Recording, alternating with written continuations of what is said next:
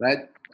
For today, I'm going to give lectures about creative activities. As you all know, that in your clinical practice or while you working right now, uh, some of you using creative activities.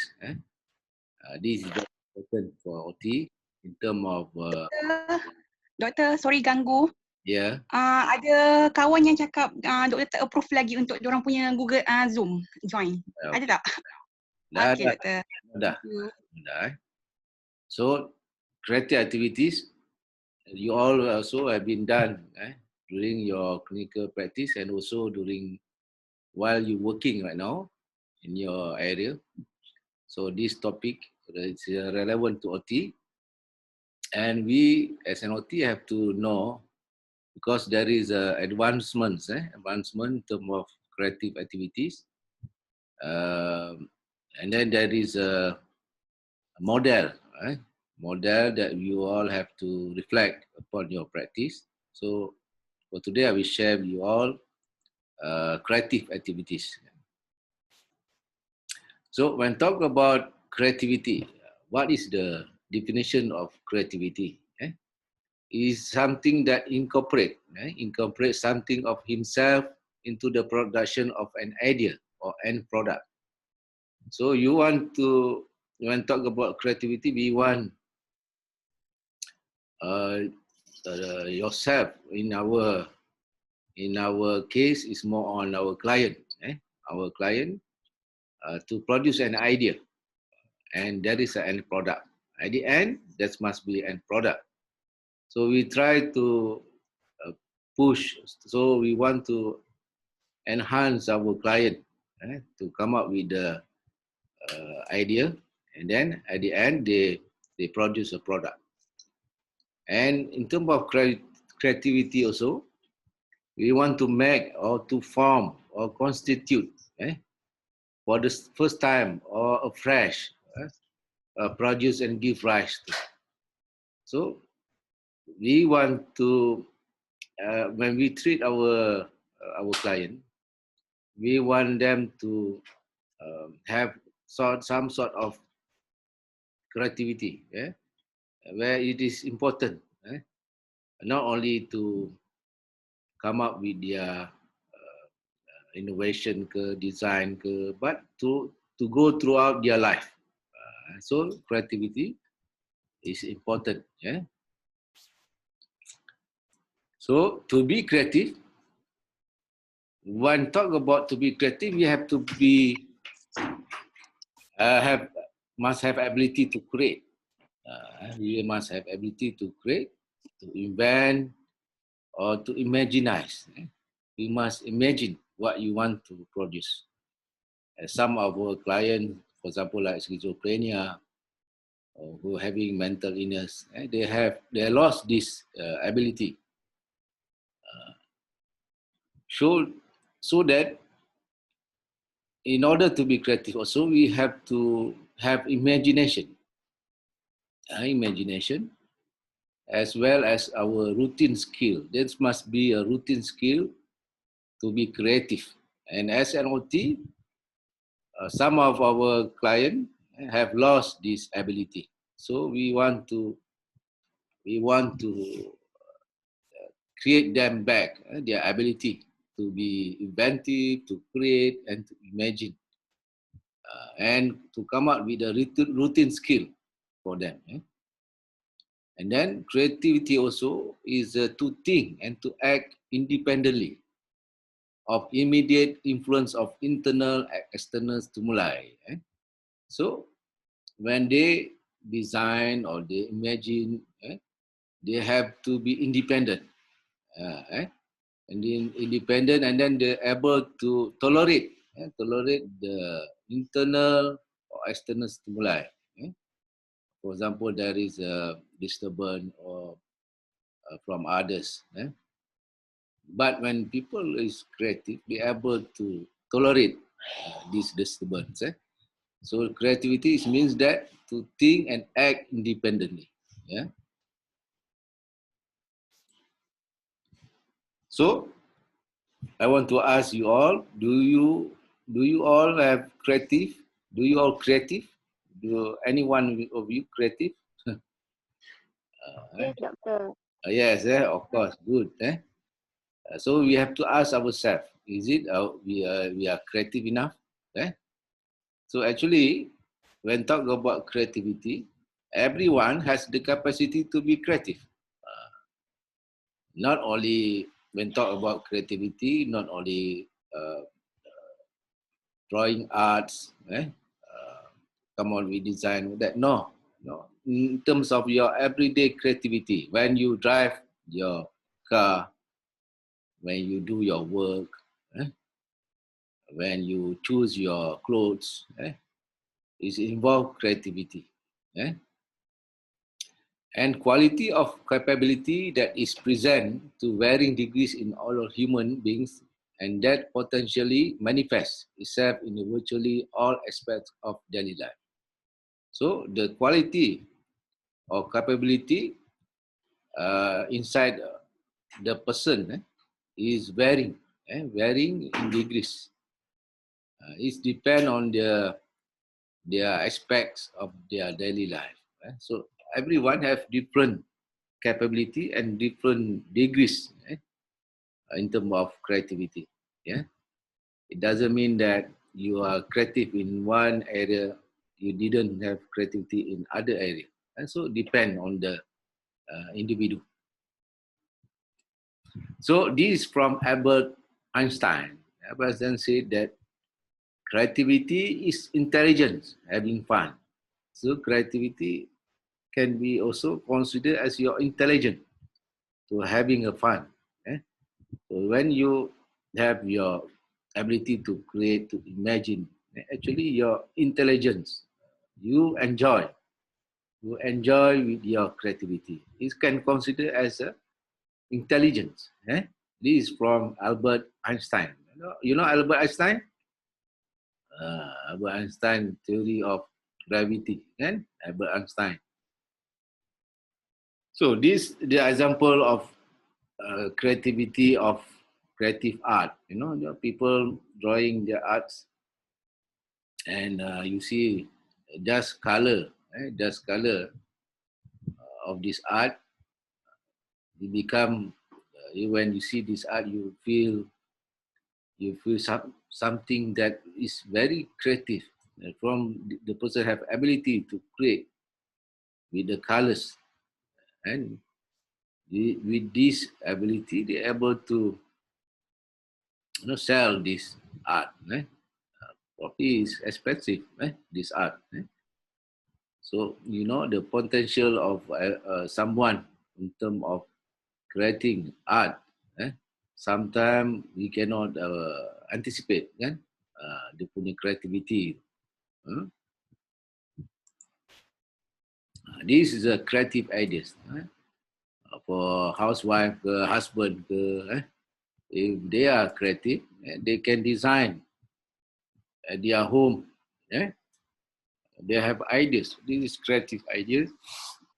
They have ideas to make their environment, their home, enjoy, fun, and when you look at these design ideas, they come up with this some sort of ideas at their home. You feel relaxed. You feel surprised. You like this place. You because of their punya creative ideas. Look at this. This is creative design at supermarket, kan? So if you can draw these arts into the supermarket, it look like real, kan? So children when they come to this supermarket, or adult also when they come to the supermarket, so they can enjoy the scenery, the design that been very creative in terms to make this place enjoy, fun. When you come to this shopping complex, sure you want to come back again and then shopping a lot because of the design that take place in this supermarket. So you all have gone, have you experience the design at supermarket ni? Pernah tak?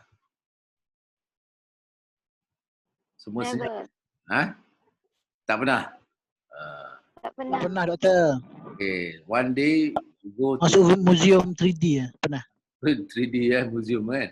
So one day if you got opportunity, you go kalau you nampak di design ni, ambil gambar. This is very creative punya design. This one,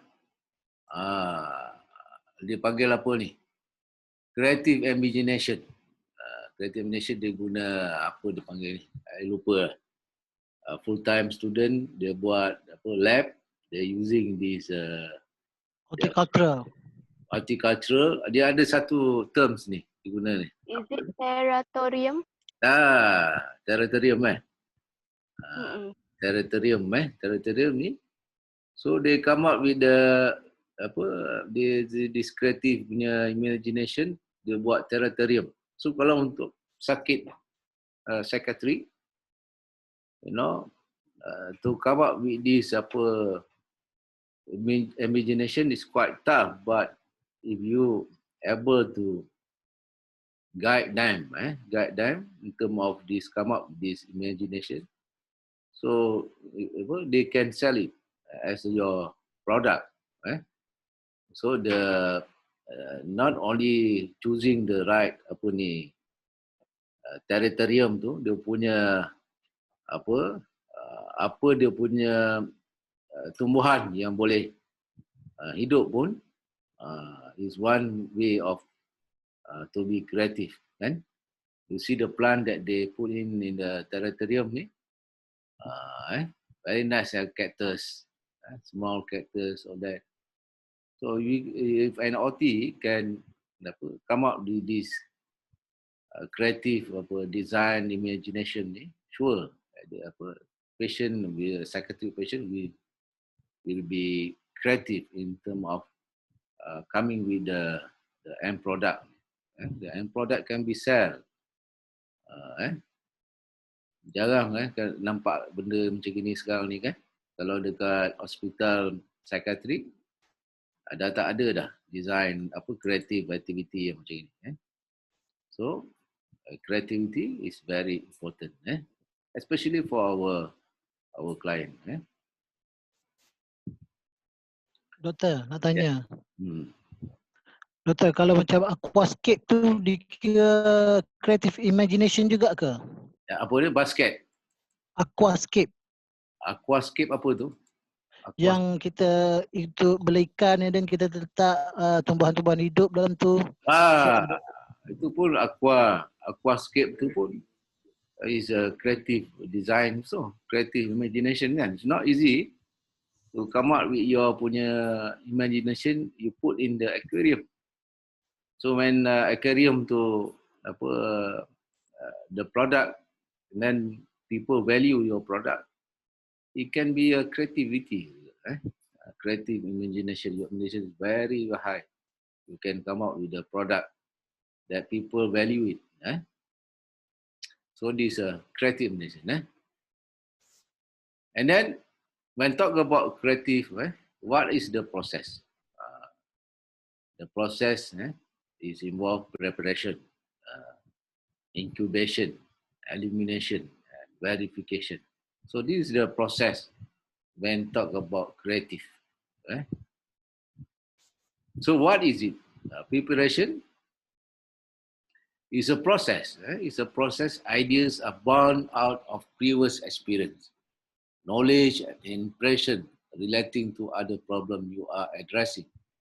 So innovation comes from making connection between seemingly unconnected things. So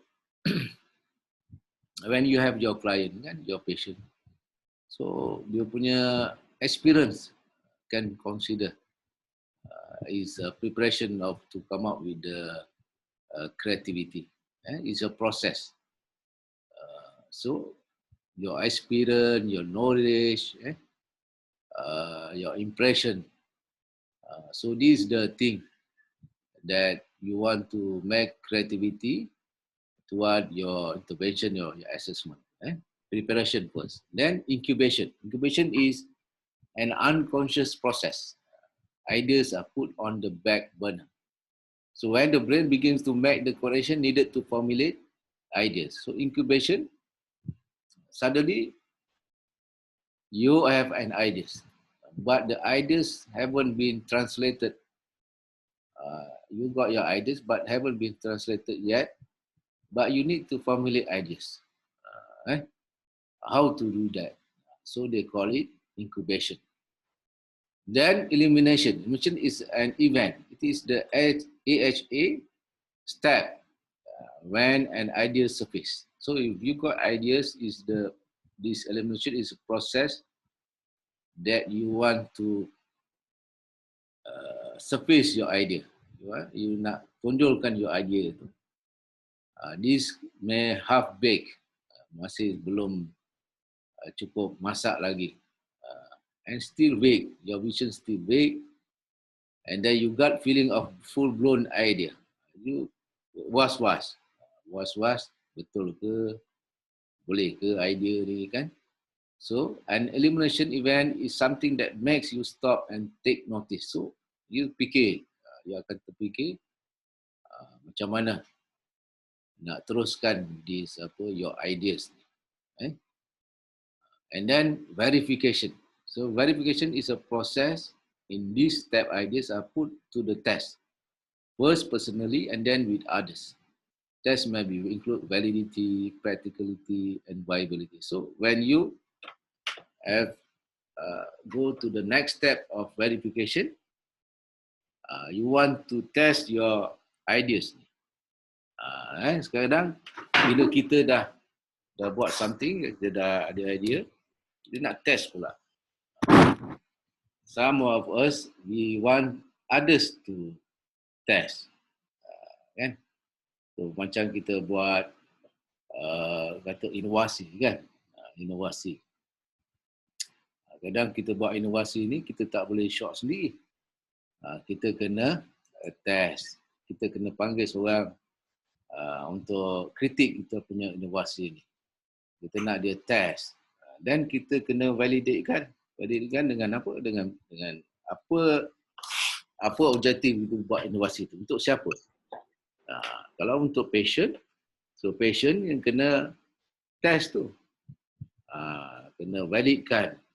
And then is it practical or viable to be used? Macam OT ni banyak. During your working time also, you come up with innovation, kan? So this is the process in terms of creative process. This is the process in terms of creativity is preparation, incubation, illumination, and verification.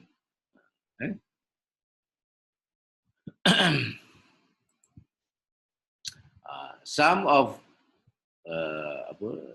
study they said creative process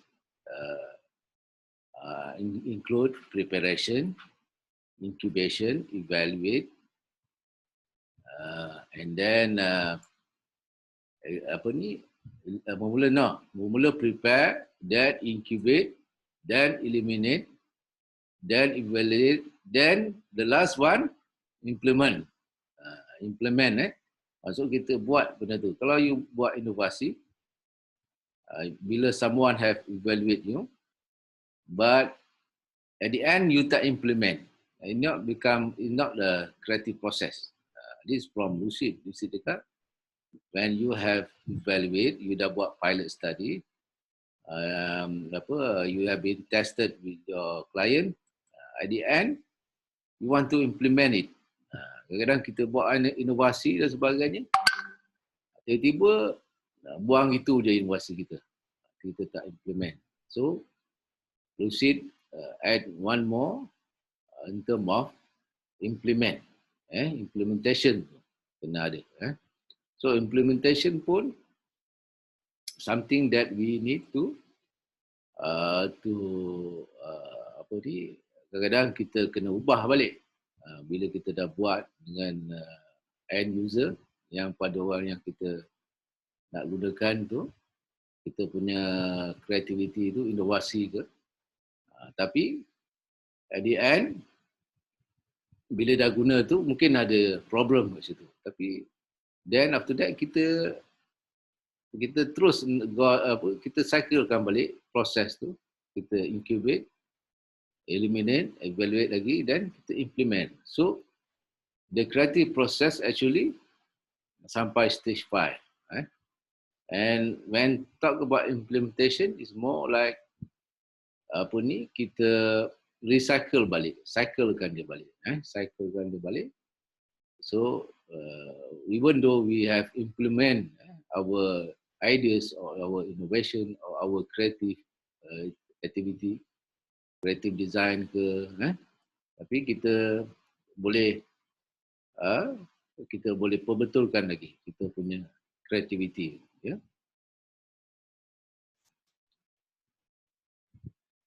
This one so it's more from this gesture ni, from this sign kita dapat tahu first kita kena prepare.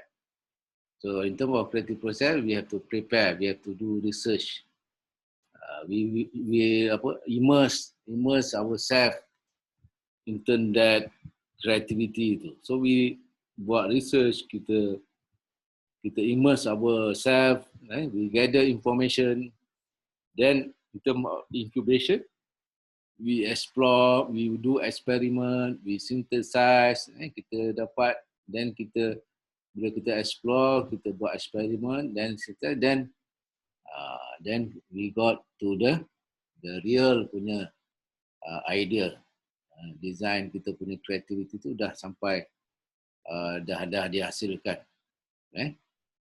Then after that, we need someone to evaluate. We cannot be thinking our creativity is good, kecuali someone have critique, assess, then you implementkan benda itu. So this is the process. When we talk about creativity, there is a 5 stages of creative process. This di creative process yang fail, kan? Kadang you nak dapatkan satu proses creativity, your inovasi or your design, you begin, then you tak dapat fikir, then you become panic, deadline pun, especially kalau you buat universiti ni peringkat jabatan, kan, you tak mula awal, dekat dah masa 3 bulan, dah panik semua, sampai deadline, you tak boleh dapat hasil sebab you tak go to the real creative process. And to get the creativity process, it takes time, it takes effort. Dia bukan boleh sekejap. Dia banyak dia punya proses tu. Yang saya cakap tadi ada 5 proses. And some of us ada juga lah kadang-kadang dia smart sangat lah, kan. Dia punya mindset dia memang bagus. Dia start tapi kita tak tahu apa proses dia. At the end dia ada hasilkan. So this one yang ideal ada 5 lah. Ideally 5, but sometimes they're not going to the process. But there is a product at the end. But to be safe, to be excel, we have to go through the 5 process. So in terms of creative activities, what are the philosophy behind these creative activities? When talk about illness and disability, is a capacity for thinking and acting creatively will influence the way in which problems are approached and will enhance the ability to find solutions. So, for our client, our patient, they have illness and disability. So, as an OT, we want to increase their capacity for thinking, and active creatively when they have problems. We want them to have a capacity of thinking and active creatively when they have a problem come to their way. And we want to enhance their ability to find solution. So this is the philosophy behind creativity. We want to improve their capacity, acting creatively, and find the solution. They have ability to find solution. So as an OT, we want to aim to tap into the client's own creative potential. So our client have come from different background, from different experience, from different knowledge, variety of knowledge. So we want to tap their client owns creative potential. So for example, like client who suffer illness, especially mental disability, they have lost their creativity, their potential creativity. So we want to tap the client own creative potential. So everyone have ability and creativity. And creative activities to help people cope with painful or difficult feelings. So our philosophy when we use creative activity is to help people to cope with painful or difficult feelings. So if they have something that very traumatic to their life event, they feel miserable, they feel painful, they have difficult feelings. So this creative activity can help also people to cope with their painful or difficult feelings. And then these creative activities also for expression of feeling without the use of spoken language. So you all, I think, experience to come up with art therapy. Art therapy is one of creative activities.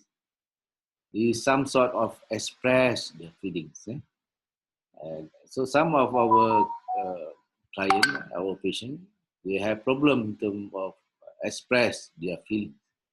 So with this creative activity, they're able to express their feeling. And then one of our philosophy as an OT is to promote pleasure and spontaneity. So with this creative activity, they have pleasure, they satisfy, they enjoy, make it as a routine. They have times, they want to spend their time, their leisure, they do creative activities. So we want to promote. And then to strengthen their emotional resilience.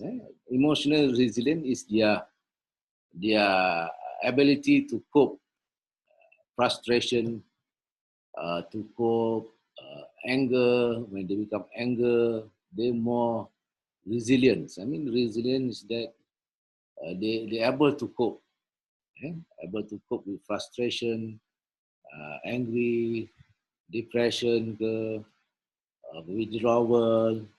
So with the creative activity, we want to strengthen their emotion, the emotional resilience. So this is the philosophy behind creative activities. So what are the value of creative activities? So when you doing your creative activities, there is a value. So what is the value? Is they're able to increase motivation. They're able to enhance learning. They're able to promote emotional resilience. They're able to cope with their chronic illness. They're able to increase satisfaction and self-esteem. So they enable self-expression. They're able to facilitate projection. So facilitate projection, they're able to project whatever dia punya aims, their ambitions, their what expectation. by projecting in creative activities and providing opportunities for sublimation. Sublimation is that if you experience depression, so you sublimate your depression by involve yourself with creative activities. If you feel hopeless, so you're able to sublimate your hopeless in creative activity. It's more positive sublimation. For example, people have issue of stress, anxiety, they go for drinking alcohol, they go for smoking. But this, if you use creative activity, you're able to sublimate all these kind of negative coping, sublimation. So some of us sublimate our frustration, our fear through spiritual, but using creativity also, there is a value of sublimation. And then this creative activity enhance creativity. So people, your client have issue of express creativity. So with this creative activity, they're able to enhance their creativity. Client who have lack of adaptability, poor self-control, apathy, and aloofness, feelings of insecure. So they can use these creative activities to improve their personal characteristics. Some of your clients have issue of personality, issue of self-control, apathy, aloofness. Aloofness is that they like to be withdrawn from others. So these can improve their personal characteristics. And then the environment. The environment, if the environment very stimulating, attractive objects to look at and handle, so this can enhance creativity. So if you do creative activity, you must do it at the environment that stimulate, so that is stimulating. For example, you do drawing, art drawing. You do at nice scenery. So this can stimulate, enhance their creativity. So you shouldn't do at environment that is not stimulate. For example, you do this creative activity dekat store room, katakan tempat yang gelap, dark area, tak boleh lah. You need to have environment that dapat stimulate dia punya creativity. So at the beginning you have to come up ideas. So ideas is you do brainstorming. Brainstorming is together with your patients or your peers if you want to come up with a creative innovation. So you need to have brainstorming, work together, come up with the idea. You know what? When you discuss, come up with idea, one person must be appointed as seorang yang object dengan you punya idea. That will be very good. You know why Israel jadi negara yang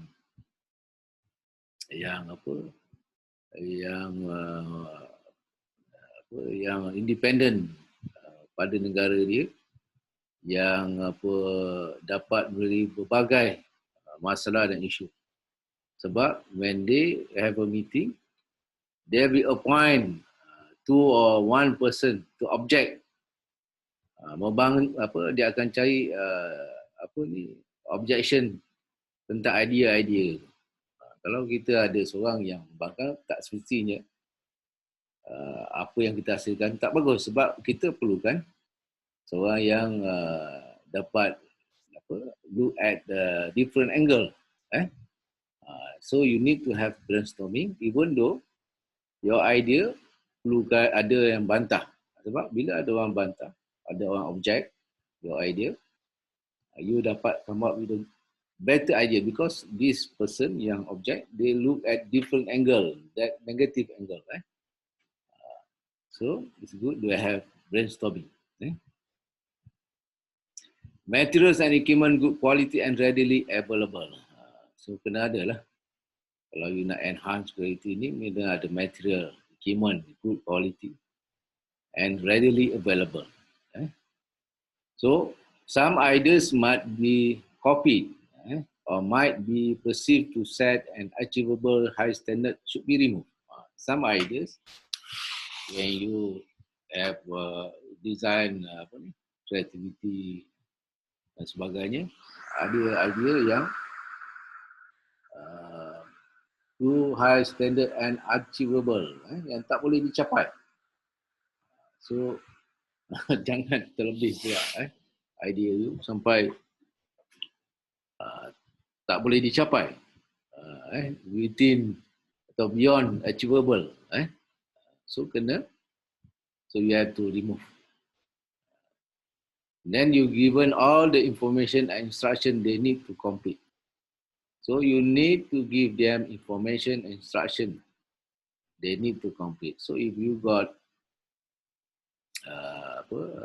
you want to create creativity, enhance creativity, you kena ada information.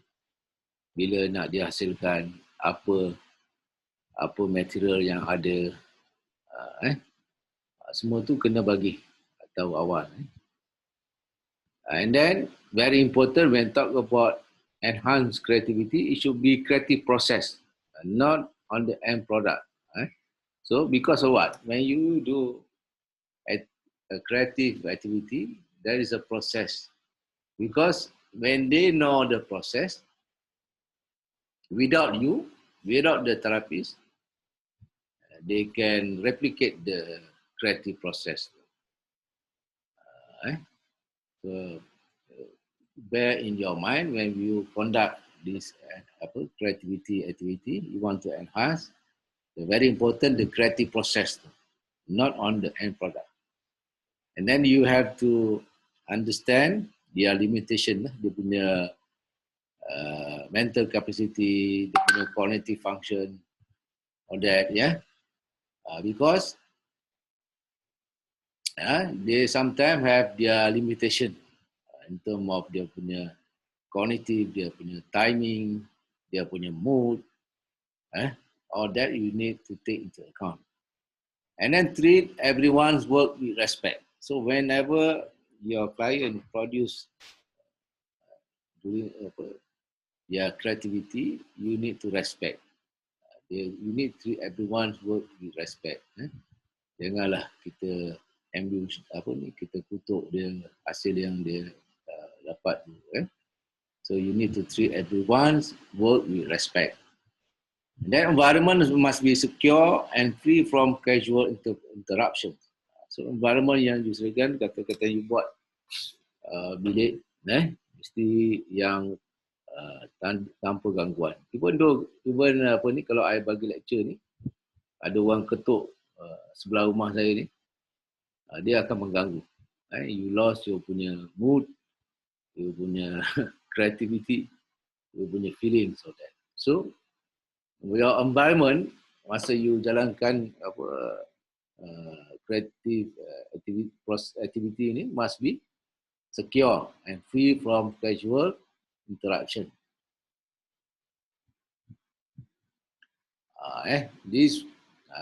There's one person, this OT lah, they call it Dutard, Dutard 1970. Dutard ni the nama sebenarnya Devona Dutard. Warner Du Toit ni is an OT from South Africa. So Warner Du Toit ni come out with a model. Model dia called Model Creative Ability. So Du Toit, 1970, called her model creative ability as being concerned with the way in which people realize, define, and extend themselves by expressing their potential through creative action. So dia punya model ni,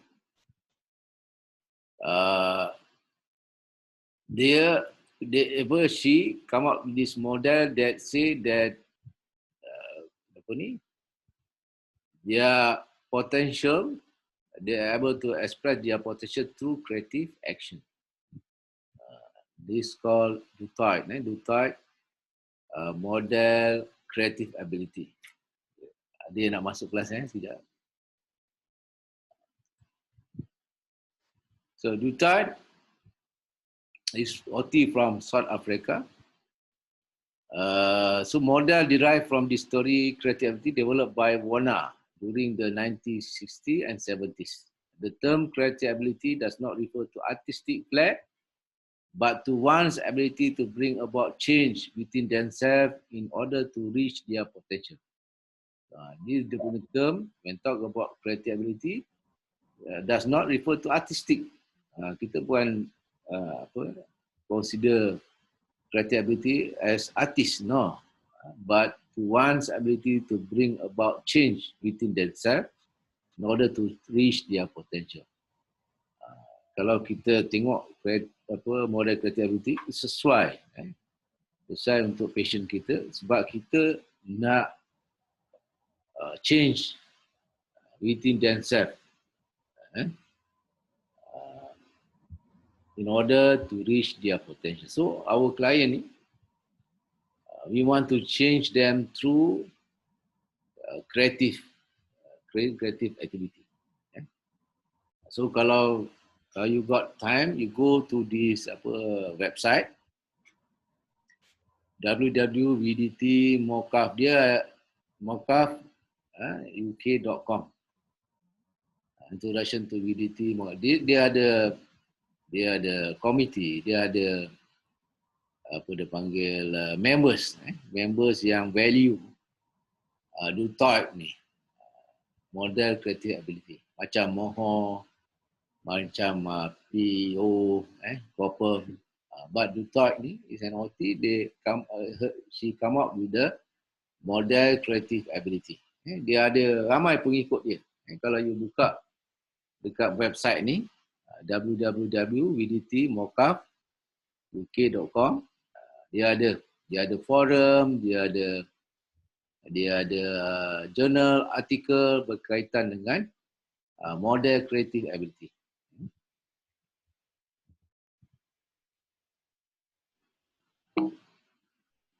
So 1974 dia dah meninggalkan, dia meninggal dunia, tapi dia punya model ni diteruskan oleh Van der Weyden. Van der Weyden ni yang terkini lah, dia akan tunjukkan. So dia punya model ni ditambah baik lagi. Tetapi Du Toit 1970, this is the starting of model of creativity. Dia terbagi kepada 4. They call it first, creative capacity, the total creative potential of a particular individual.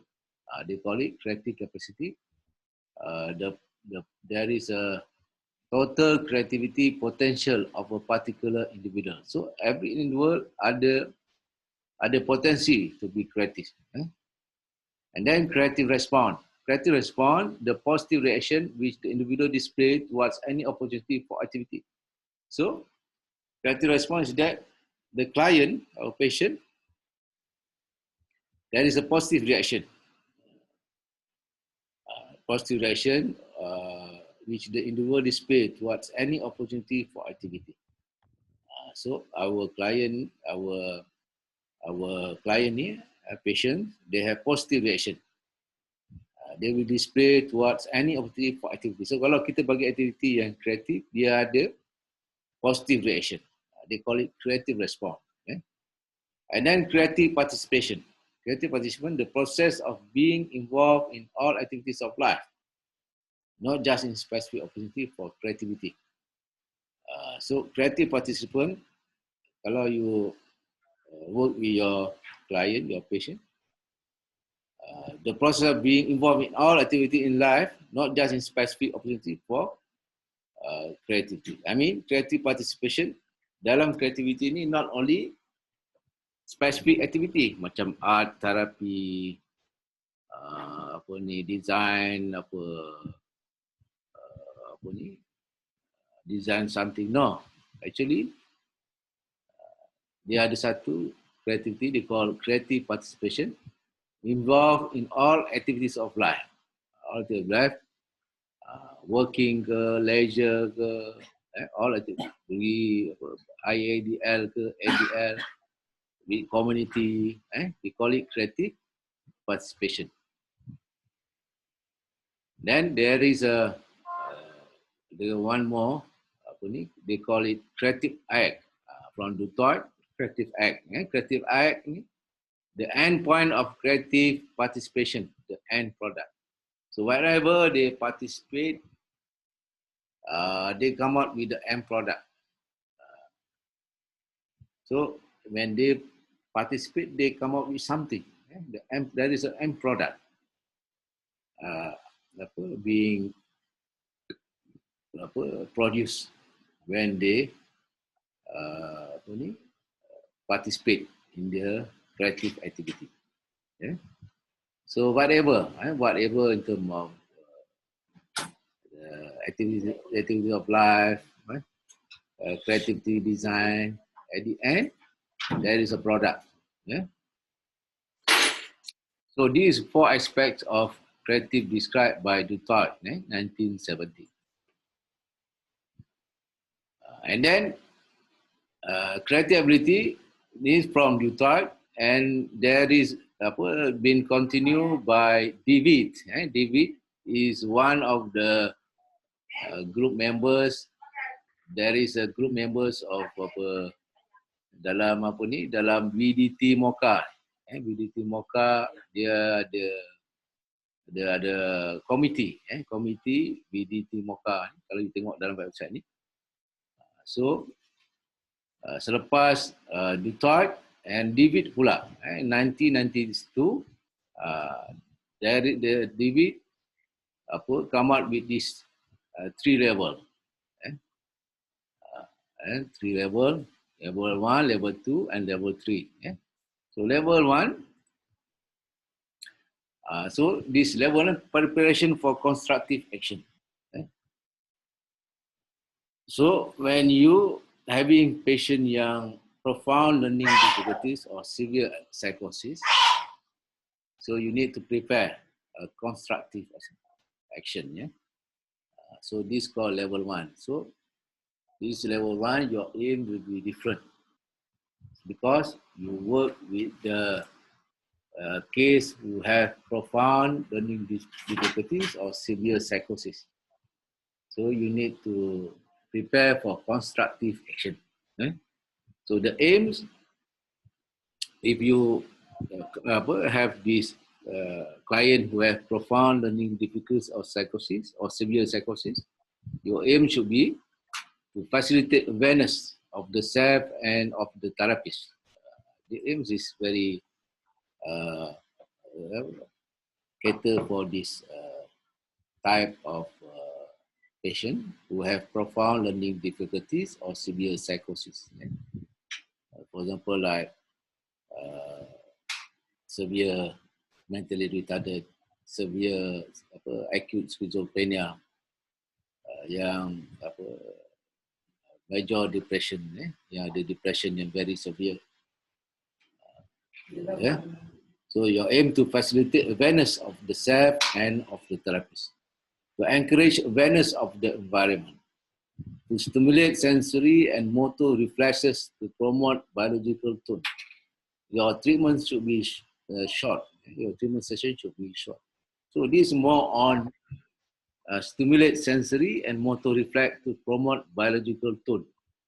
So in terms of creative ability, level 1, for case of profound learning difficulty or severe psychosis, your aim must be three things.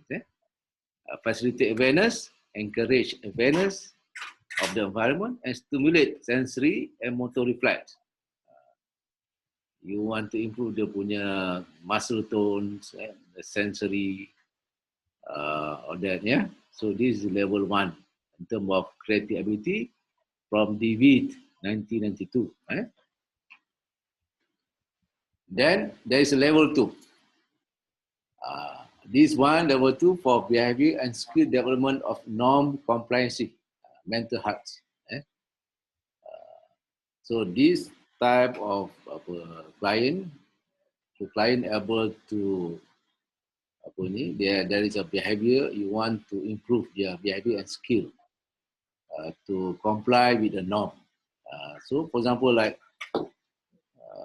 you want to create behavior which is comply to the norm, right? The norm of the society, the community. For example, like Malay culture, Chinese culture, the environment that they're going to, the community that they're going to be going back to their places, kan? Ada rumah ke, dia balik rumah dia ke masyarakat. Tapi you want to improve dia punya behavior and skill pada norm di tempat tersebut lah. So this is called mental health. So your aims to encourage awareness and exploration of the self and of the physical and social environment. Di sini kita nak encourage awareness and explore of their self and of their physical and their social environment. And then to facilitate the development of personal and social skill to support community living. To encourage awareness of and compliance with social and group norms.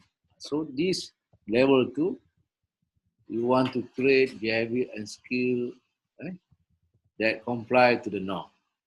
Maksudnya kalau you ada sakit schizophrenia, you nak create behavior dia comply dengan norma kehidupan masyarakat setempat yang dia akan kembali.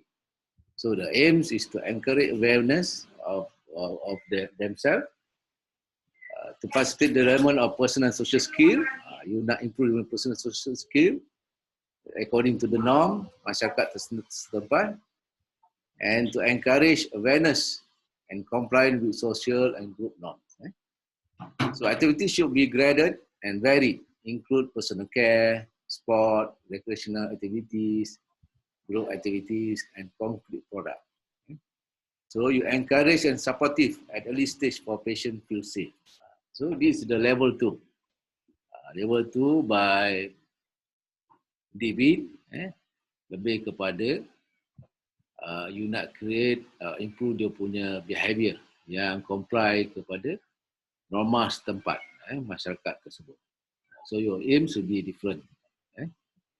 And level 3, behavior and skill development for self-actualization to function in all areas of life, not for mental health. So this level 3, ni peringkat yang yang dia dah kembali kepada masyarakat. Dia dah discharge.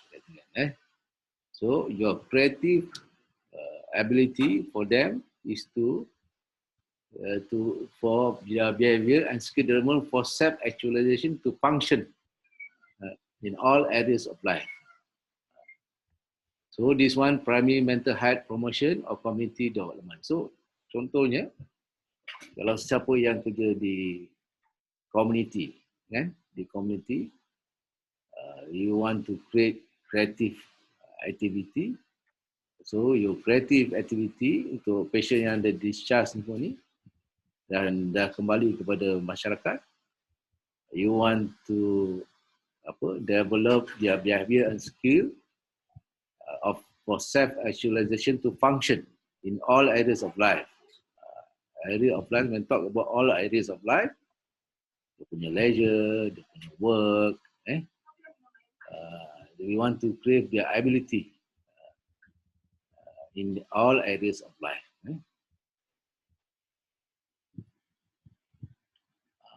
And then there is another levels of creative ability. This is by Wende Redden. Wende Redden et al. 2019. Dia bahagi kepada sembilan step. 9 step. 9 step ni bermula daripada bawah. So when Redden ni looking at the motivation level and also action level, and then what are the process that therapist must involve. So when from 1 to 5 is more on hospital based. So level 1, step 1 is tone. Motivation level dia is tone. Tone ni apa benda yang seorang yang tak ada apa dia panggil motivation. Motivation dia tone rendah lah. So your action must be purposeless, unplanned action. So, kalau yang tak ada motivation, dia punya action will be purposeless, unplanned, and action. So this 1 to 5 lebih kepada hospital, lebih kepada therapy directed pace. So you need to dia punya motivation level lebih kepada imitation. Yang kalau step 5 step 1 tone, step 2 self differentiation, step 3 self presentation, then step 4 passive participation, and step 5 imitative participation. So this is the step they're going to be, and then this is the action. So the 6th step is the patient-directed phase. Patient active participate. This is more on patient that outpatient yang dah discharge. So they are able to active. And this norm transcendence, individualistic and attentive action.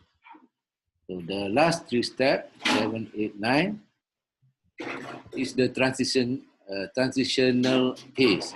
Transitional phase is more on patient yang dah ada di community. So their motivation level is more on competitive contribution. So lebih kepada participation, centered participation, situation centered participation, and society. So 7, 8, 9, this is the more transitional phase. 7, 8, 9. The 6th step ni, the 6th one is more on patient directed phase, where patient able to active participate. And from 1 to 5 is more on therapist directed phase. It's more on hospital based punya creative ability. So there is a 9 level from Wende Redden et al. 2019.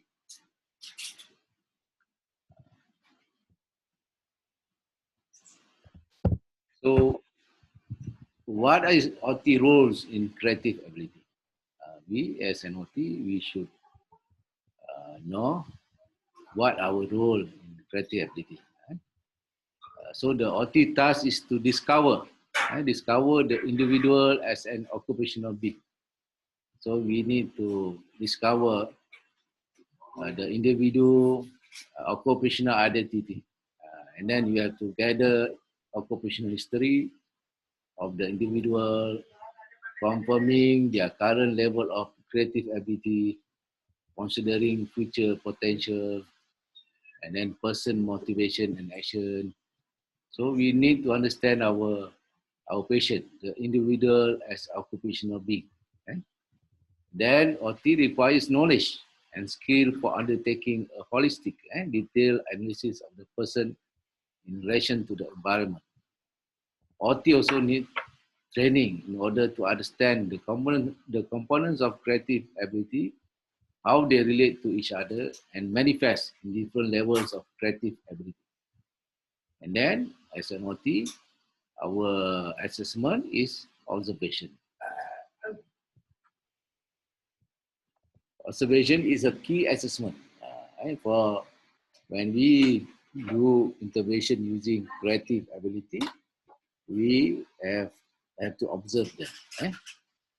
So our role also looking for motivation and skills and behaviors that indicate the level of creative ability.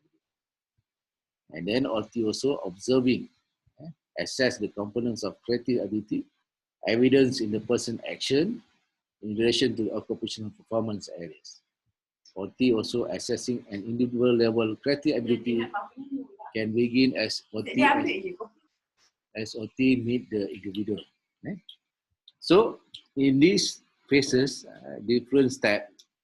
So you need to understand, assess your patient, where are they are, where are their motivation level. So this is the action that you're going to take. When you know their motivation level, this is the action you're going to take. So then in terms of assessment, so the individual has volition and is motivated towards the behaviors and skill. They have is motivated towards developing and the influence of the environment. This is identified within the 4 occupational performance areas: personal management, work ability. So when talk about work ability, is ability to effectively carry out life roles and includes identification of whether a person has the ability to work, social ability, and constructive use of free time. The pace of the level indicating how far through the level the person has progressed. So this is helpful for knowing how much input the therapy needs to provide in order to enable the person to participate in activity and occupation. So this is the assessment. As an OT, you need to understand the level of the person has progressed from step 1 to step 9. So these the components of creative ability are volition, motivation, relate to and handle tools and material, relate to and handle people, relate to and handle situations, task concept, concept formation, norm awareness and compliance, range of emotion and control, including anxiety, initiative, and effort. So this is the component of creative ability. This is the Trimmer principle. When talk about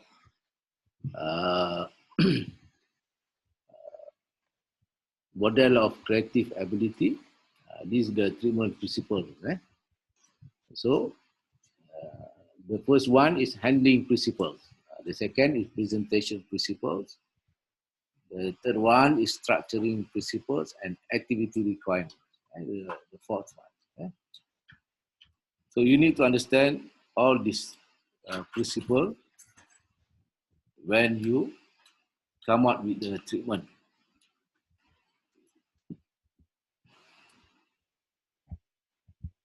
You can look at this video regarding OT experience in creative therapy with mental illness. You can explore in this YouTube. This from US. From US, OT use the creative therapy with mental illness. And then there is a study. There is a study at Sweden. This study regarding creative activities in OT practice in Sweden. So this study about what, why, how. Creative activities in occupational therapy in Sweden. This is by Maria and Ann Brits. And Maria and Ann, 2016. So they did a web-based survey, was sent to 520 autistic, and then responded about 58.5%. Quite high.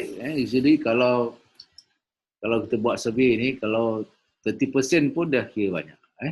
Tapi this one 58%, almost half of the occupational therapy respond regarding creative activities that being practiced in Sweden.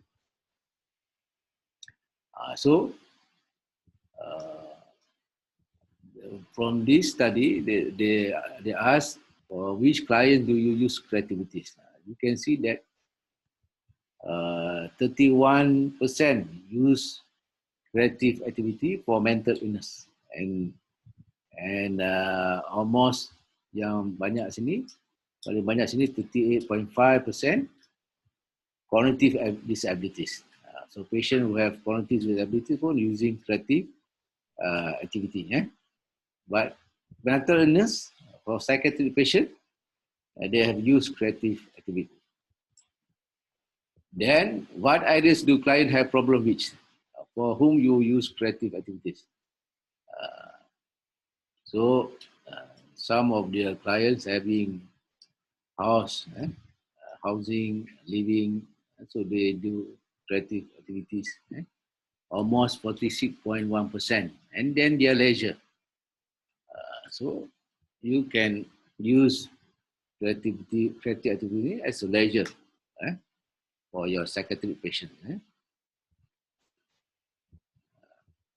Type of creative activity. Tadi ada yang tanya craft itu sebagai creative activity. Yes. So for this creative activity, craft activities, example textile, ceramic, leather, wood and cardboard. Almost 89.6% guna craft activities. Second, they use painting, photo, image, for 54.8%. Cooking and baking, 45.9%. Gardening activities, games, play, crossword, 22.2%. Music, song, poetry, and reading aloud, 11.8%. Other activities, visiting museum, walks, animal assisted therapy, 81%. So the majority use creative activity is using craft activities. In terms of promote strength the clients. So you can see in terms of strengthen the client, in terms of you can see that the most here is occupational ability, 89. 89 of them, which is 50.9%. Say always they use creative to strengthen their occupational ability. The second one is well-being, self-esteem. 48.2%. Always they do it. They're able to strengthen the client self-esteem, the occupational ability, and then well-being, always. So when talk about which area of the client they able to promote and strengthen, always they have this problem. This one, occupational ability, 54.9%.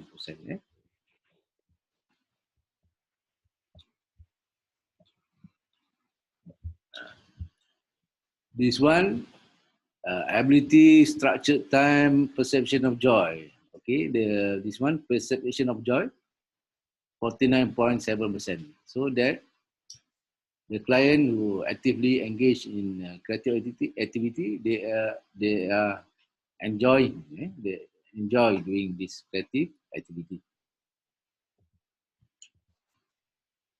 So when you do creative activities, there's a lot of barriers. Lack of resource, shortage of material, and then we also have staff. Shortage of staff also reported. And then you you have other work tasks were prioritized. Creative ability become the lowest priority compared to other tasks. And then referral. Some of the referral is short stay hospital. And then your management downgrade this creative ability as a treatment. Their ignorance about how to use creative activities and lack of evidence. Kita ignore creative activity ini. And then statement concerning new autistes who had not had creative activities in their education. Ada juga yang mengatakan graduate tak ada creative activity dalam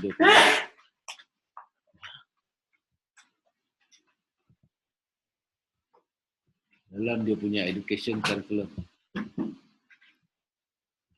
Those who still had these skills and who either were in need of updating or were retiring were mentioned by the respondents.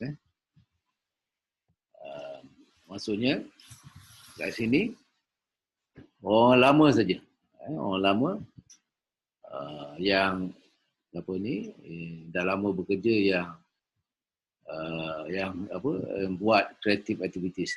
Creative activities dah low recognition. So this is nanti you balik di tempat you baca artikel yang saya bekalkan dan juga you go to the YouTube. So this talking about creative activities, for OT.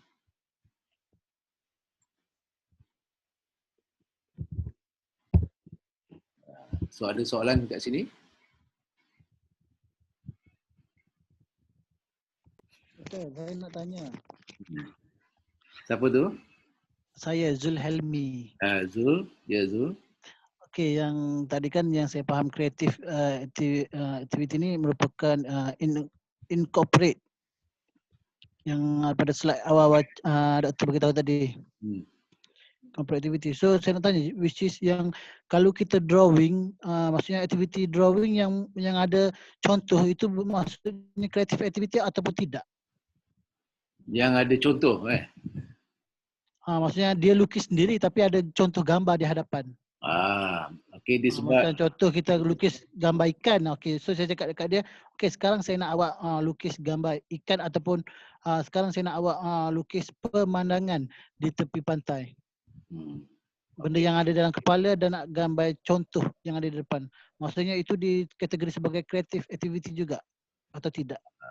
Okey, yang mula-mula saya cakap incorporate ability, hidden talent dan sebagainya kan. Ya, betul. Tapi Dutoit tu model creative ability, dia ada phases dia. Contoh macam phases yang pertama tu kalau patient tu ada dia punya cognitive function is very low and severe kan. So kita punya step kita buat yang you cakap tadi lah. Kita nak just bagi awareness dia. Dia ada step-step dia tu, itu yang bagusnya saya come out with Dutoit punya dengan yang terkini itu dia punya phases tu. Kan? Kita sebagai terapi ni kita bukan berhadapan dengan orang normal kan. Kita berhadapan dengan patient yang ada issue of dia punya cognitive level kan. That's why dalam model of creative ability yang terkini tu dia punya motivation is rendah. So dia punya action will be more on awareness. That's why kadang kita buat activity drawing tu suruh dia melukis kan.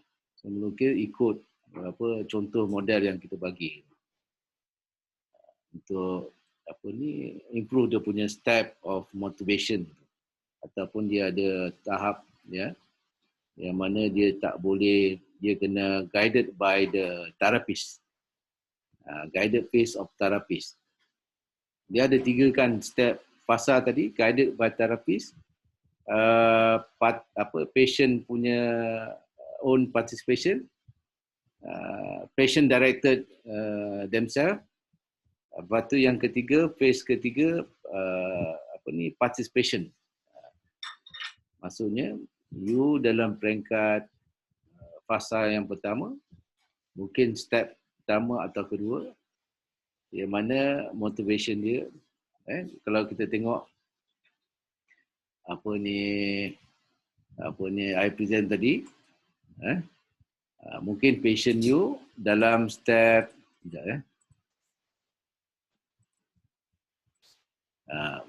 dari dia dalam step passive participation ataupun self presentation ataupun self differentiation ataupun dalam keadaan tone. So your punya patient probably dalam motivational tu dia ada different step tu, mungkin step 3 ataupun kedua. So that's why you punya action lebih kepada constructive exploration action. You nak explore supaya you bagi construction lah. Maksud constructive ni lebih kepada guidance. Guidance you punya approach. They can also, in term of model of creative ability, it can be considered as creative activity juga lah. Tapi as different step, different motivation level and different action level.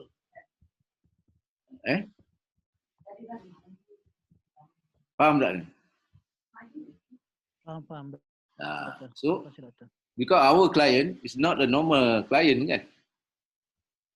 Our client is not normal because dia ada issue of dia punya cognitive, dia punya communication. Kadang yang very low tu, you need to have therapist directed punya phase kan. Okay, good discussion Lagi? Doktor, how about dengan collage activity? Is it creative activity also? Yes. Or just with a guidance? Collage activity, dia itu sebab ada different step tu. Step kalau patient tu dia ada imagination, dia ada ability of the potential ability of creative thinking is high. Kadang-kadang kita tak bagi, kita just bagi information and instruction dia kan. Dia tak guide dia.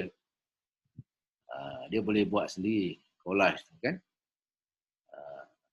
So some of the case yang mana dia punya mental illness dia very severe, dia kena guide by the therapist. It can be considered as a creative activity. That's why macam dekat Sweden tu, almost craft activities yang melibatkan foto, melibatkan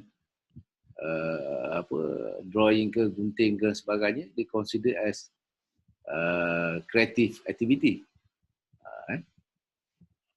Can consider, but different level of patient tu, dia punya motivation, dia punya action pun berbeza.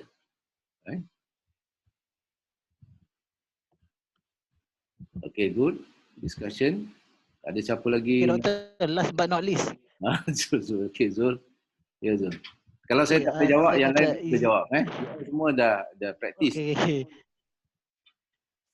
Is it okay, doctor, if we combine the intervention in the one time? For the example, creative activity with a SI, contoh macam tu. Creative activity with SI. We combine or another lah, maksudnya. Kita combine dalam satu treatment implementation kita pada masa-masa rawatan tu. Yeah, boleh. Is it okay? Is it? Yes, of course. That's why I said apa ni yang apa ni yang I present tadi, do chart tadi, dia ada fasa fasa pertama, fasa pertama, kedua, apa? Dia simulate sensory and motor reflex to promote biological tone. And then dia punya aim to encourage awareness of the environment. So you buat satu creativity dengan simulation kan? You buat Yes. apa contoh katakan you apa ni apa you punya klien ni you bawa ke apa ni kawasan kebun bunga. Kan kebun bunga, you punya aims to encourage awareness of the environment. And then you guna sensory and motor reflex to promote biological tone. So apa ni bunga-bunga ataupun tumbuh-tumbuhan ataupun pokok-pokok kat situ, dia boleh simulate sensory ataupun pasir ataupun rumput yang kat situ, simulate dia punya sensory dengan the motor reflex dia. Dia berjalan tak pakai kasut. So together lah, you combine together awareness of the environment and also stimulate sensory and motor reflex. But this one, probably your case is a profound learning difficulties or severe psychosis. Kalau you tengok DVID 1992, is a level 1 punya type of apa, patient or client. Faham apa? Dapat tak ni? Dapat doktor, alhamdulillah. Okey, doktor, ada satu lagi doktor. Yang lain pun boleh komen tentang doktor, ya. Satu lagi. Kan contoh yang seperti kita sedia maklum, untuk kita buat lawatan creative activity atau art therapy ni, kita perlukan masa yang agak panjang. Contohnya kan, contoh kalau kita nak buat lukisan ke apa semua, it take time sebenarnya. Is it ada duration or time yang diperlukan untuk sesuatu lawatan creative art ni?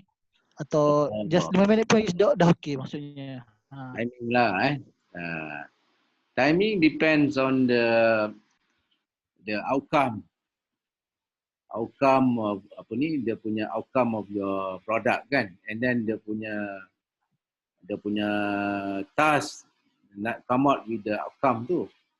Mungkin task tu perlu lama, and the outcome tu need time kan. Outcome yang berkualiti perlukan apa masa yang lama. That's why dalam ceramah saya tu tadi, kita kena respect not only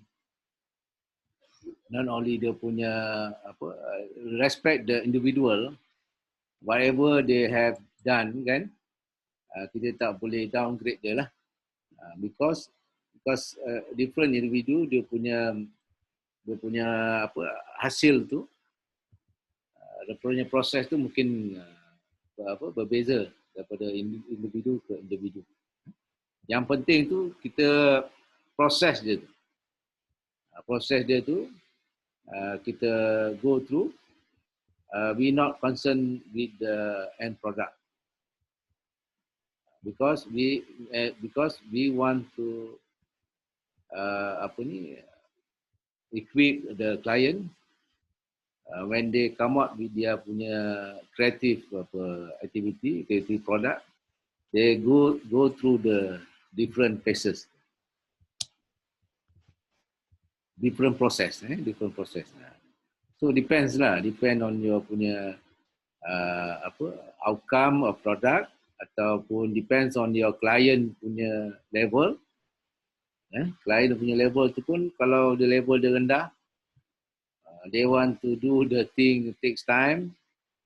So you kena timing lah, kena terapis you kena betul-betul timing patient punya proses tu.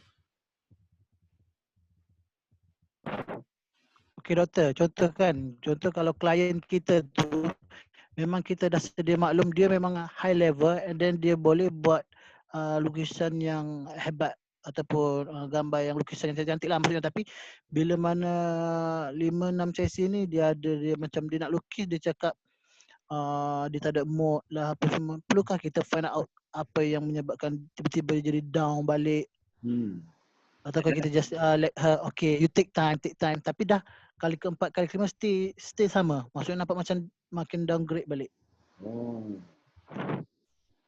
So probably dia ada issue of motivation kan? Ya, betul. Mungkin dia ada issue of motivation. Perlukah kita ikut selalu apa yang dia nak? Maksudnya contoh kalau setiap kali dia datang, dia buat tu aktiviti, dia nak macam token macam makanan ke, baru buat dia semangat. Takkan kita setiap kali kita nak bagi positif reinforcement setiap kali kan, ialah makanan kan, beli selalu bagi kat dia. Habis duit saya, doktor. So passion kadang-kadang dia memang ada bakat kan. Dia kreativiti dia very high. Bila dia hasilkan sesuatu tu memang orang impress lah kan.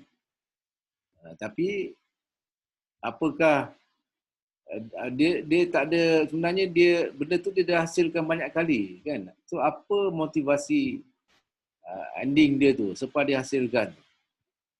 Tu sebagai contohlah, sebagai terapis, Zul kena advance dia punya creativity, not only untuk hasilkan sesuatu.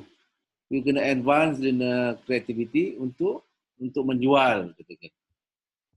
Yes, macam lukisan dia tu kita memang kita buat as a pre-vocational pathway untuk dia.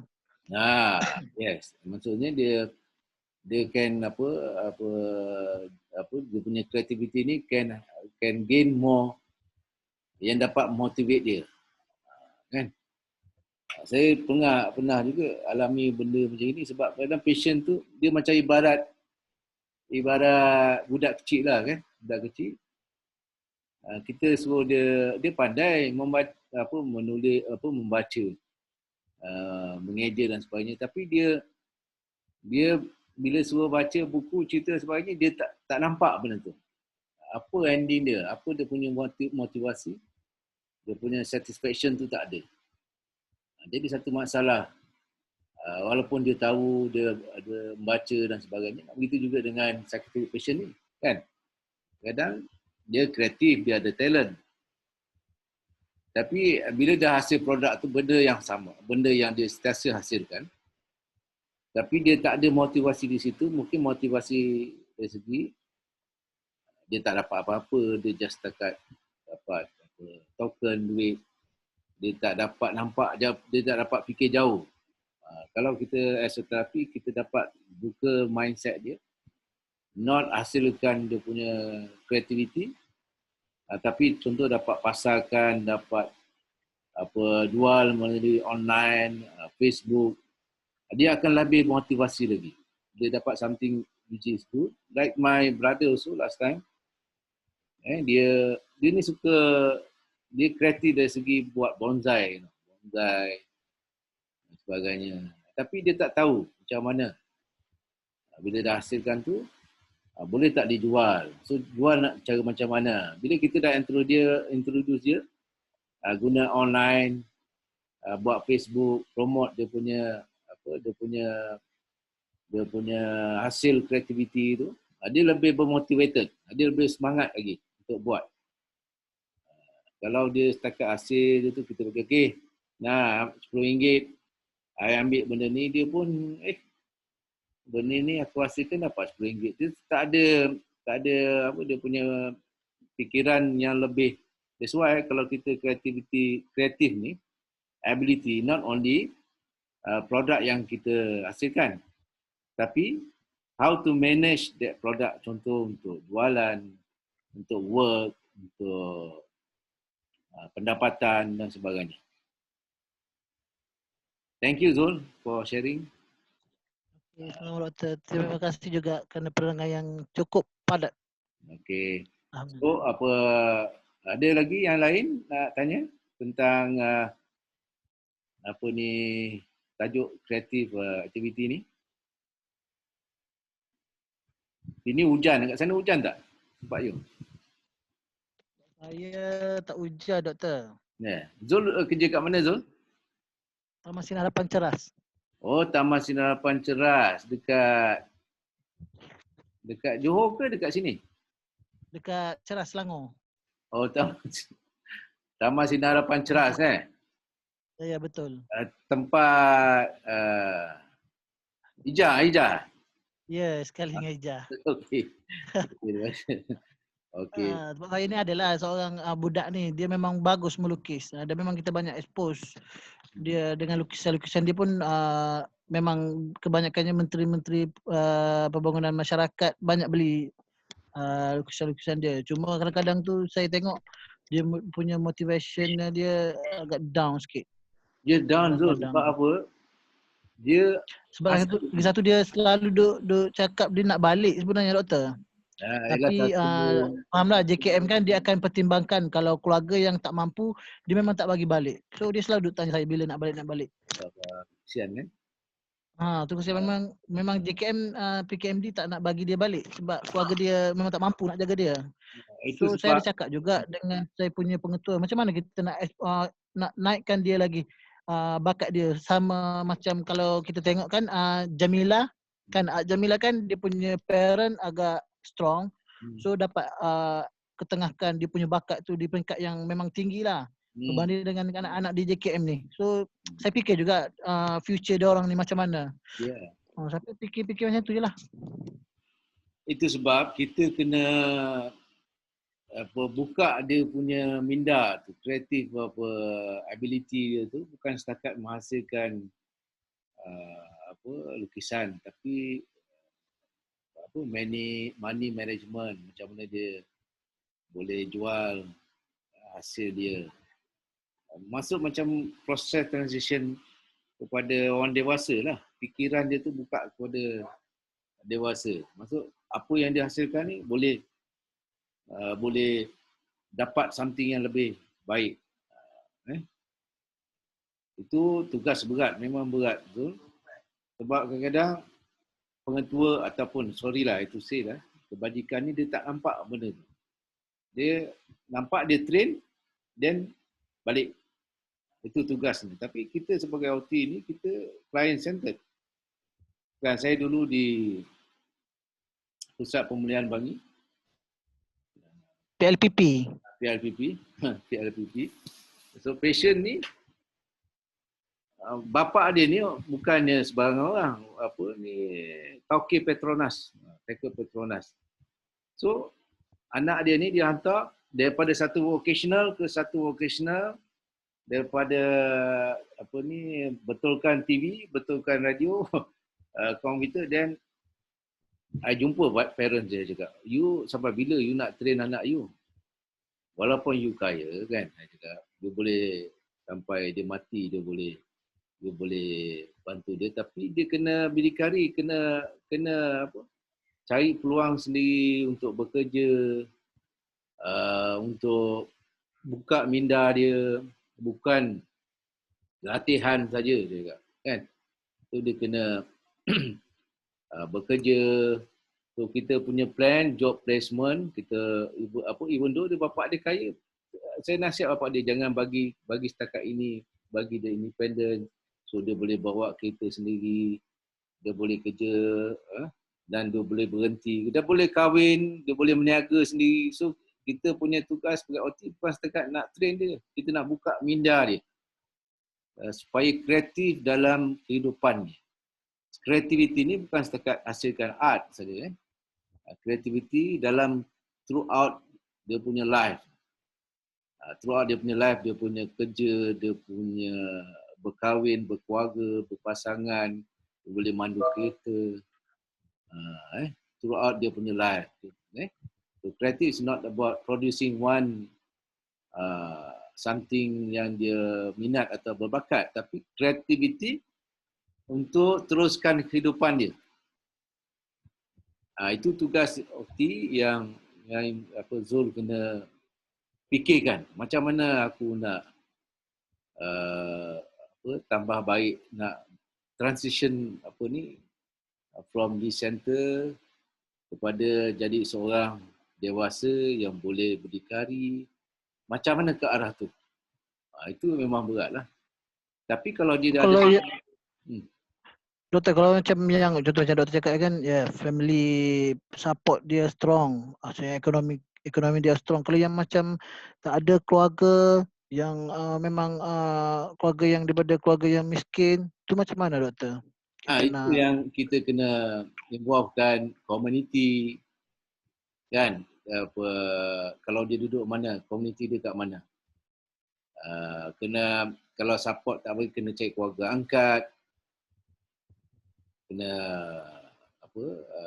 support daripada social worker, daripada NGO, daripada group. Group ada group, contoh handicap, group patient, dia ada buddy dia, ada kawan. So I tak tahulah kes you ni condition apa kan. Tapi kita kena buka minda dia dan kita kena carikan dia orang apa yang dapat membantu dia. Kalau keluarga dia memang tak boleh bantu, mungkin ada perseorangan yang dapat bantu. Contoh macam Abid Liu Abid Liu contoh ni lah. Abid Liu. So Abid Liu mungkin dapat bantu dari segi support dia, jual lukisan dia. Sementara tu you ajar dia macam mana manage money, macam mana nak perform IDL, dia punya mobility, nak transport to transport. Dia orang ni, sorry I have to say lah, I have to say, macam kebajikan ni kalau dia dapat exploit orang tu, dapat hasilkan, dia akan simpan lama. But it's not the aim. Kita punya aim sebagai terapis tu untuk simpan lama hasilkan produk. Kan, kita nak dia kreatif dalam kehidupan dia. Itu yang paling penting. Ya betul. Dia apa ni, mesin jahit pun dia boleh repair, betul? Memang power lah. Menjahit dia boleh. Maksudnya kita sekarang ni, Zul kena fikir macam mana nak dia keluar daripada tempat tu. Jangan orang kalau boleh nak simpan lama. Macam psychiatric patient lah. Contoh dekat staff pemain, kalau patient tu boleh buat macam-macam, dia simpan lama. Yang penting kita nak dia keluar dengan bermasyarakat, hidup bermasyarakat, berkahwin, kalau ikut aim saya memang saya nak kalau boleh dia keluar. Tapi itulah. Yelah, memang kita kadang ada kekangan, tapi kita usaha sedaya upaya tu. Kan? Kalau kita berjayakan keluar seorang pesakit ataupun trainee, dia dapat hidup berdikari, dia ada sokongan daripada masyarakat, komuniti, NGO, dia berjaya. Itulah kejayaan kita sebenarnya sebagai OT. Macam saya dengan trainee Pusat Pemulihan Bangi tu, sampai saya datang ke rumah dia, tidur ke rumah dia, tengok macam mana keadaan rumah dia, apa perlu alat bantuan yang diperlukan. Kan? During weekend I dengan my wife pergi tengok apa alat bantuan ni supaya dia boleh berdikari, dia boleh bermasyarakat kat situ sampai ke luar. Itu yang penting. Okay, good discussion Zul. How about others? Jangan dengar je. Doktor, saya ada satu siapa ni? Tanya. Siapa Adlina. ni? Adlina. Okey. Saya nak tanya pendapat doktor lah. Macam dalam child psychiatric kan, contohlah macam LD, ADHD with LD. Dia datang, dia sangat minat creative activity. Kat rumah pun dia sangat minat dalam melukis ataupun develop apa-apalah creative activity dengan kertas ke apa semua tu kan. Tapi kan dia umur dalam 9 tahun. Biasanya kan budak kita still kena tengok secara holistic view, means kena dalam school performance pun kena ada juga. Tapi dia tak berminat untuk belajar. Adakah kita akan teruskan dengan apa yang dia minat ataupun macam mana kita nak dapatkan dia punya, ataupun kita perlu dapatkan juga dia punya pemahaman untuk kenapa you tetap kena belajar. Sebab macam aims parents kan, dia nak dapatkan sesuatu dalam school performance. Macam tu. Okay. Saya share experience kawan saya lah, dia pensyarah. So adik dia ni autistik. Dia suka dengan pisau.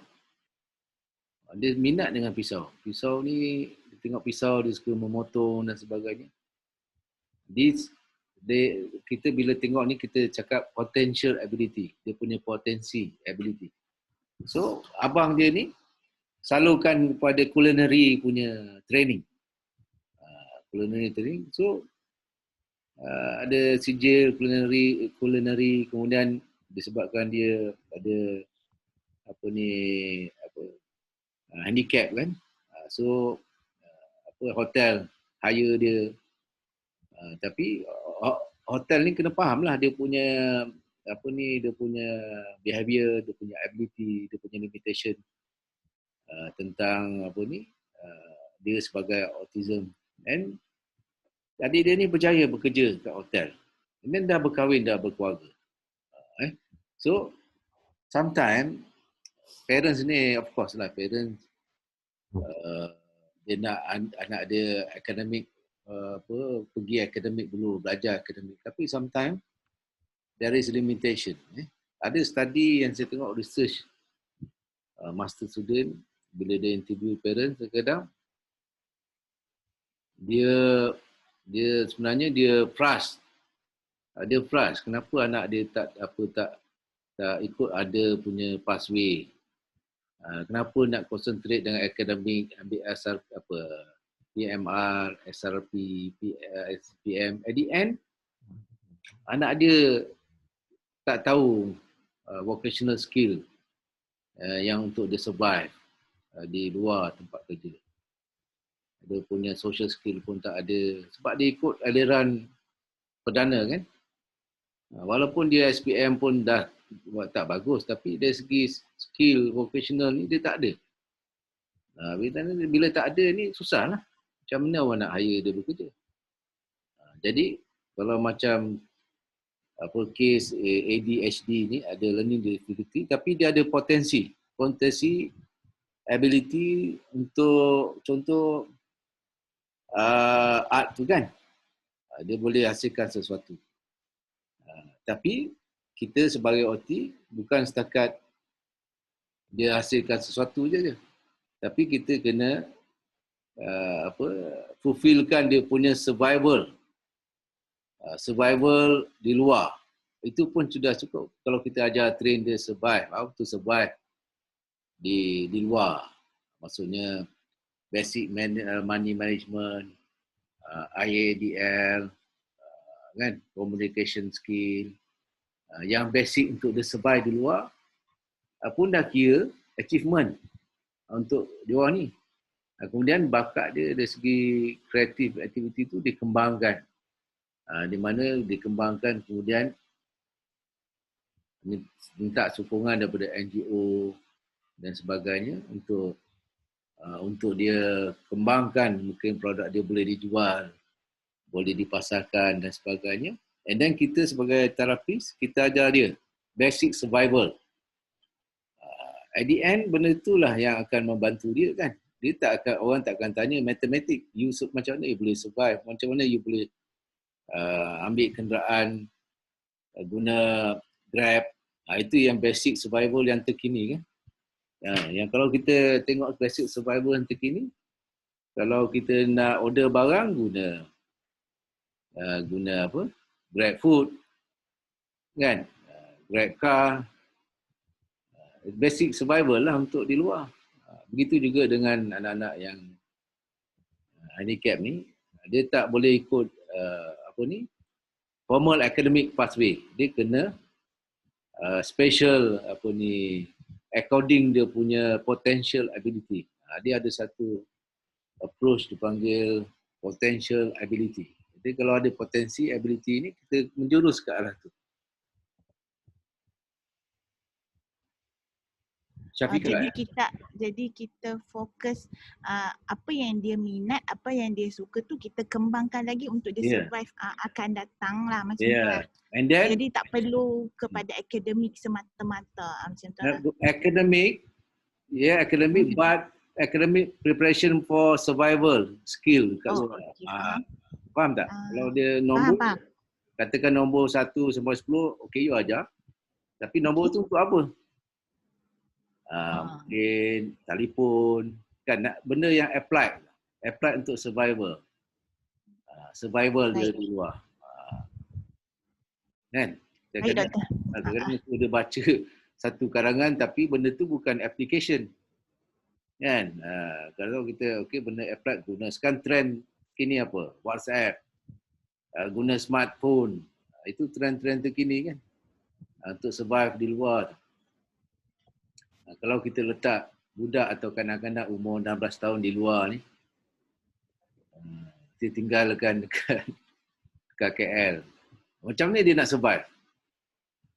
Kalau dia tak pandai apa, suruh dia balik rumah gitu kan, letak kat luar. Okay. Dia tak pandai tengok map, kan, tak pandai tengok apa Google Map ke, tak tahu beli tiket macam mana, tak boleh guna e-wallet, kan, benda-benda yang terkini lah kita kena ajar dia untuk survive. Okay? Okey, baik doktor. Terima kasih. Okay. Tapi kadang-kadang parents ni nak yakinkan dia orang ni memang payah. Tapi kita kena confront juga. Bagi saya lah, macam saya dengan Taukif Petronas ni. Saya cakap, you punya duit ni, apa tuan, cik, memanglah saya tak dapat nafikan. Tapi bagaimana kalau you dah meninggal? Kalau ada duit satu gunung pun, kalau dia tak pandai independent, dia tak boleh berdikari, dia tak boleh manage diri dia, duit berjuta pun boleh habis. Betul tak? Dia pun, yelah betul lah dia kata. You nak train anak you IT, sejak nak betulkan TV, sampai bila anak you nak belajar? Tapi sebenarnya ini limitation dia. Dia boleh kerja sampai kat setakat ini saja. Kita kena bagi kesedaran pada parents.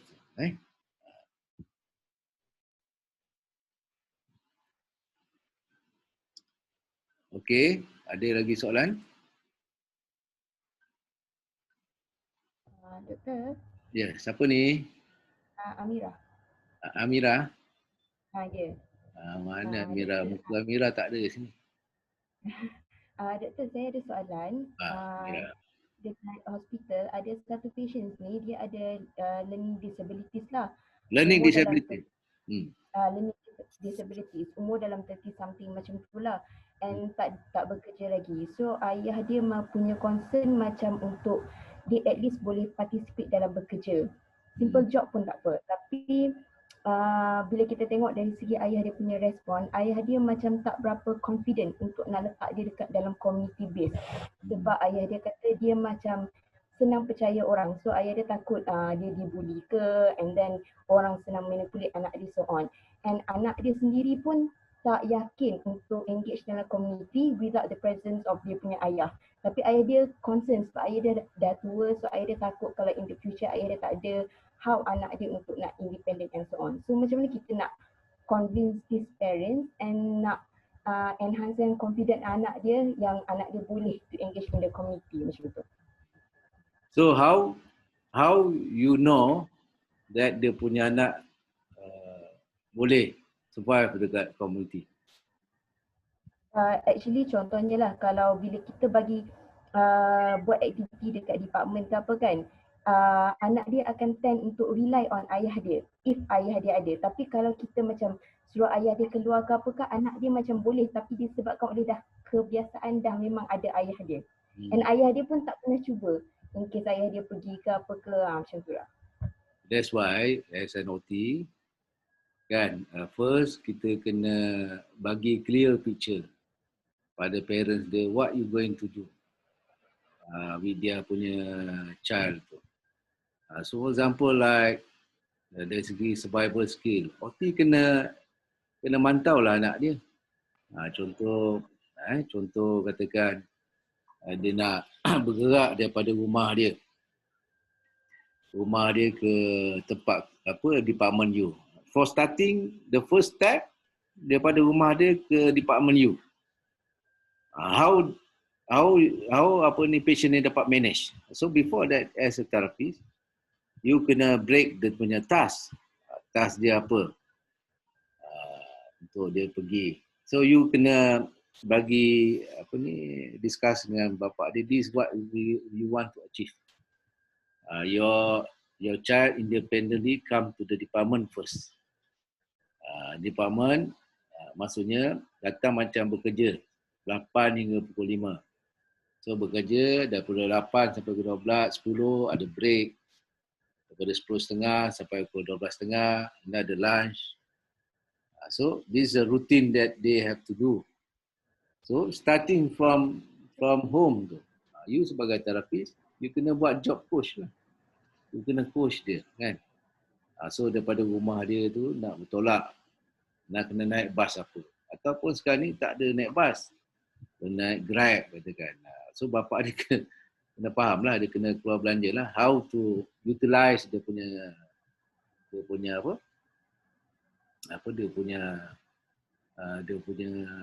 smartphone. So you as a job coach, as a therapist, you kena datang pagi-pagi kat rumah dia. Kan? Datang kat rumah dia bersama dia. Okay, tengok macam mana you buat WhatsApp, apa dia you guna Grab car ni. Macam mana? Ataupun dia tak pakai Grab, pakai bus. You bersama-sama kena naik dengan bus dia. From that, you observe dia punya performance je. Ada satu assessment, they call it assessment motor performance. Assessment motor performance, you buat observation. Sama ada apa yang lacking kat dia. From that, you work on it. Lacking, contoh dia tak boleh baca. Dia tak boleh baca smartphone. So, you punya training tempat kerja ni baca smartphone saja. Macam mana nak masuk nak booking taxi dan sebagainya. Dan you naik bersama dengan dia. This thing mungkin you akan buat 2-3 kali sampai you duduk daripada jauh tengok dia. And then mungkin you dapat you ajar dia communication skill, kemudian you dapat negotiate dengan Grab car tu. Bila you dah boleh buat, dia boleh independent diri sendiri, bapak dia pun confident lah. Jadi itulah kita nak yakin bapak dia ni bermula daripada rumah tu. Macam mana dia nak pergi tempat you, kemudian dia ada tolerance bekerja daripada 8 ke 10.30, ada break, dia bawa lunch, dia pergi beli lunch ke, beli breakfast sendiri, dia bawa duit, dia boleh tukar duit. So step-step ni macam itu, you kena break the task tu. Kemudian you kena train. Sebagai OT, you kena train dia macam mana nak buat, mungkin nak lakukan task tu. Sampai you yourself confident. Bukan bapak dia. Bapak dia tu next step kan, nak yakinkan dia. Tapi you yourself as a therapist, you dah observe. Memang budak ni boleh buat. Boleh buat sendiri. Boleh datang kerja, buat aktiviti kita tu, kita bagi task dia. Membersihkan lantai, membuang sampah. Yang ini ambil pendaftaran. Tapi kena beritahulah bapak dia. You kena beritahu you punya hospital, you punya bos. Ini kita nak buat train. Bukan kita nak exploit dia. Kita nak train dia. Sampai satu masa you akan buat transition kat dia. You akan buat ajar dia macam mana nak interview, buat resume, job coaching, you cari tempat kerja sesuai dengan dia. Ni semua you kena OT lah dulu kena buat. Then after that, bila dia dah independent, then you kena yakinkan bapak dia, your son have improved a lot. Dia dah boleh berdikari, dah boleh survive dah. So let him. Barulah bapak dia yakin kan. Ini saya pernah juga ada kes dekat HUKM. HUKM ni, kes ni Down syndrome. Dia dah pergi belajar IT dekat private kan, dah lulus. Tapi bapak dia tak confident dia bekerja. So I buat plan macam mana start daripada rumah tu. Apa yang saya cakap tadi, start daripada rumah. Dia independent datang tempat OT department, dia melakukan tugas ni macam orang bekerja. Kita negotiate dengan bapak dia. Bila dah tengah bulan ke 1 bulan, you bagi gaji kat anak you. Tapi gaji tu indirectly bukan bapak dia yang bagi, indirectly dia bagi kat you untuk dia dapat gaji. So what you going to do with the money?